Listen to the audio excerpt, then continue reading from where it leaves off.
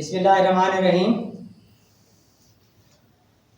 मौजूदा वबाई सूरत हाल में जहां आवाम को परेशानियां हो रही हैं, वही हुकूमत भी बहुत सी मुश्किलात का शिकार है।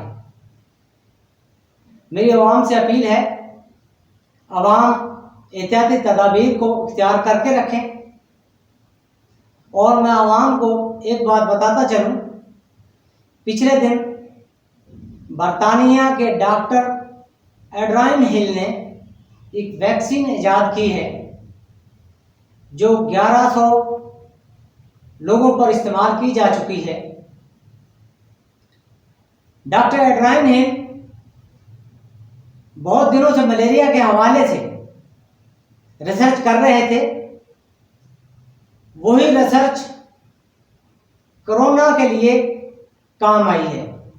इंडिया की एक दवासाज कंपनी जिसका नाम गालबन सीरम है, उसने डॉक्टर हिल से रब्ता किया है और उस वैक्सीन को बनाने की इजाज़त हासिल कर ली है। इंडियन दवासाज कंपनी ने कराची की एक कंपनी से भी कांटेक्ट किया है और मैं उम्मीद करता हूं कि कराची की कंपनी भी इस वैक्सीन को तैयार करने में मदद करेगी और जल्द अज जल्द आवाम को इस मोदी मर्ज से निजात दिलाने में किरदार अदा करेगी। इस वक्त हमारे साथ दोबारा से जुड़े हुए हैं जनाब वकास खुर्शीद एडवोकेट साहब।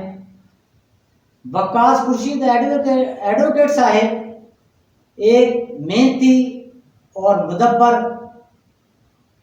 शख्सियत के मालिक हैं।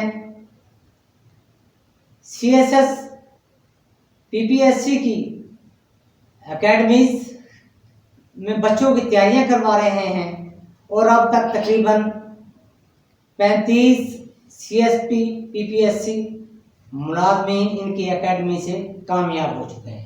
मैं इन्हें खुशामदीद कहता हूँ। बहुत शुक्रिया। वकास साहब, बताइएगा वालिदैन को अपने बच्चों की तरबियत के लिए क्या करना चाहिए? अच्छा, अस्सलाम वालेकुम, शुक्रिया आपका, आपने दावत दी। इसमें ना मैं को थोड़ी सी तस्हीह कर दूं कि जो CSS PMS PPSC one paper और FPSC का वन पेपर जो है, इसमें इनमें फ़र्क है। अब CSS जो है वो 12 पेपर्स का इम्तिहान है और सेंट्रल सुपीरियर सर्विसेज, और PMS भी इसी तरह 12 पेपर्स का इम्तिहान है। हम इनका इन्हें अभी हम टच नहीं कर रहे। हम टच कर रहे हैं पंजाब पब्लिक सर्विस कमीशन, जिनमें सब इंस्पेक्टर्स पंजाब पुलिस में, जिनमें एक्साइज इंस्पेक्टर्स आते हैं, जिनमें लैंड रिकॉर्ड ऑफिसर्स आते हैं 16 की, जिनमें ADLR आते हैं, जिसमें और बेशुमार वैकेंसीज जो प्रोविंशियल लेवल पर आती हैं। ज़्यादातर सीटें पंजाब पब्लिक सर्विस कमीशन में आती हैं या फेडरल पब्लिक सर्विस कमीशन में आती हैं। अभी फेडरल पब्लिक सर्विस कमीशन में FPSC में असिस्टेंट डायरेक्टर नैब की सीट आई हुई है, वन पेपर की है, 100 नंबर की, यानी कि एक 100 नंबर का पेपर होता है और उसी के ऊपर आपको वो सीट मिलनी होती है। तो हम इसकी एक तो ये।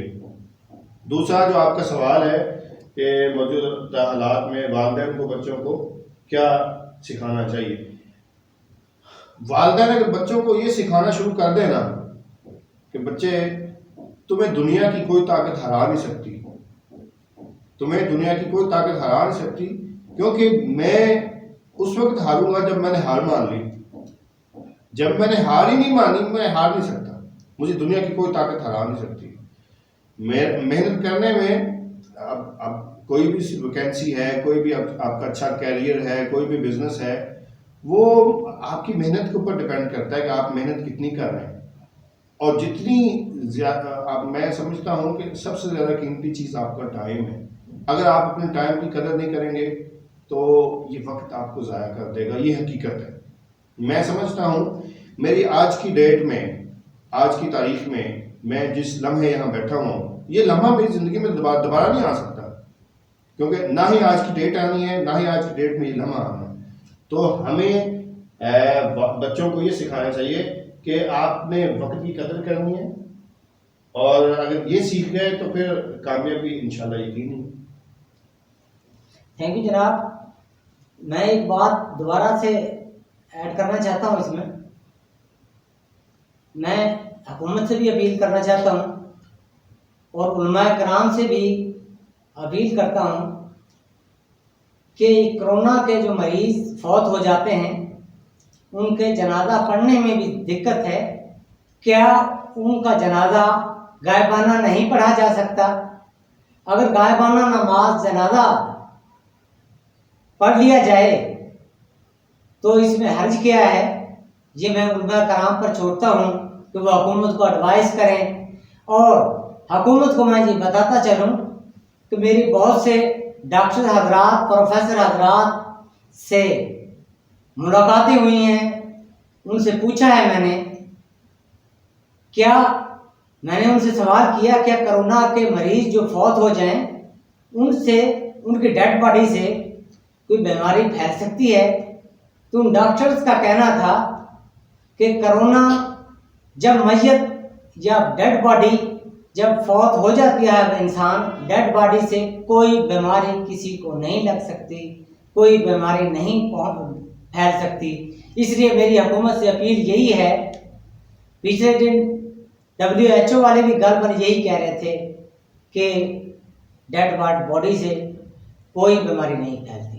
मेरी हुकूमत से यही अपील है कि हुकूमत इन कोरोना के मरीजों की फौत शुदगान की तजलील ना करे, उनकी मैयतों को बाकायदा जनाजा के ज़रिए दफनाए और मैयतों का एहतराम करे। और मेरी हुकूमत से अपील है कि मरीज़ों को आप अच्छी तरह चेक करें, उनकी दिल आज़ारी करने के बजाय उनके दिल जोई करें। सियासतदानों का रोल पॉजिटिव है।